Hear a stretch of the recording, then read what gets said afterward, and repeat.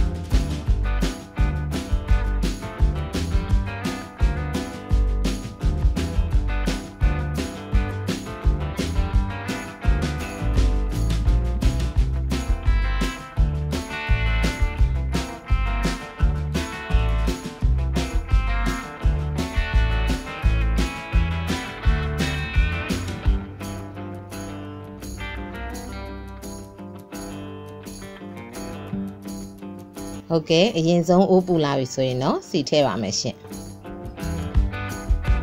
စီပူလာပြီဆိုရင်တော့ကျမတို့ကြိတ်ထားတဲ့ကြက်သွန်အဖြူနေထည့်ပါရရှင်ကျမငါတလောက်ကိုတော့ကဝက်ကင်းငါတလောက်အသုံးပြုထားပါတယ်နော်ကဝက်ကင်းကကြတော့ငါတလောက်ထဲမှာအကောင်းဆုံးပေါ့နော်ကဝက်ကင်းဆိုရင်မှုလည်းမှုပါရရှင်ပြီးရင်တော့ထုံးစံအတိုင်းကျမတို့စနွင်းထည့်ပါရရှင်ပြီးသွားရင်တော့ကျမတို့ကြက်သွန်အဖြူအနီကိုဒီချာလေးပေါ့နော်နွမ်းပြီးတော့မှုေးလာတဲ့အထိစီတက်ပါမယ်ရှင်နည်းနည်းလေးရဲလာပြီးကြက်သွန်လေးတွေရဲလာပြီးမှုေးလာပြီးဆိုရင်တော့ငရုတ်သီးအစိမ်းမှုတ်ထည့်ပြီးတော့စီကိုကြကြလေးတက်ပါမယ်ရှင်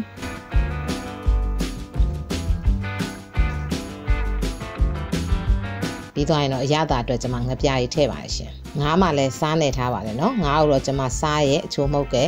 စနွင်းမှုတ်လေးအနေထားပါတယ်ရှင်ဒီမှာတော့အရသာအတွက်ငပြားကြီးလေးနဲ့အချိုးမှုတ်ကလေးထည့်ပါတယ်နော်အရန်အများကြီးလည်းမထည့်ပါဘူးရှင်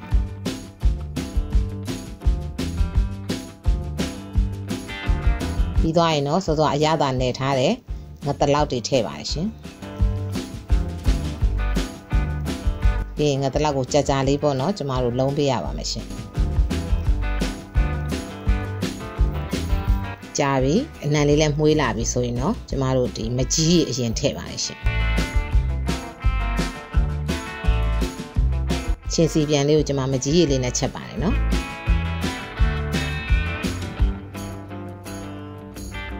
အရည်လေးနဲတဲ့အတွက်ကျွန်မရေနည်းနည်းထည့်ပါတယ်ရှင်မကြီးရည်ကိုများများလေးထည့်ပါတယ်နော်ရေကိုတော့နည်းနည်းပဲထည့်ပါတယ်ရှင်ငါကကြတော့သူကချက်ရတာလွယ်တယ်ပေါ့နော်ကြာကြီးချက်စရာမလိုပါဘူးရှင်အဲ့အတွက်ရေကိုနည်းနည်းပဲအသုံးပြုပါတယ်နော်ပြီးသွားရင်တော့ကျွန်မအဖုံးလေးအုပ်ပြီးတည်ပါမယ်ရှင်ပွက်လာပြီဆိုရင်တော့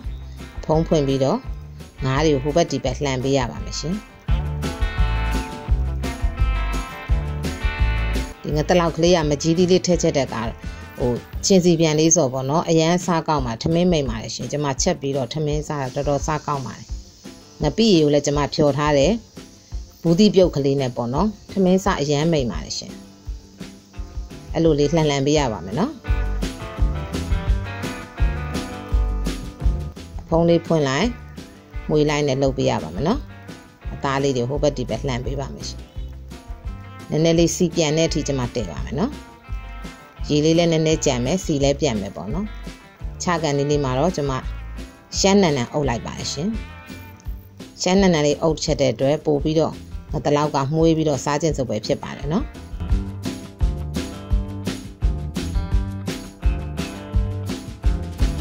ပြီးရင်တော့ဟိုဘက်ဒီဘက်ကလေးလှန်ပေးပါနော်ရှမ်းနန်နန်လေးတွေနည်းနည်းလေးပူလေးပေးလိုက်တာပေါ့နော်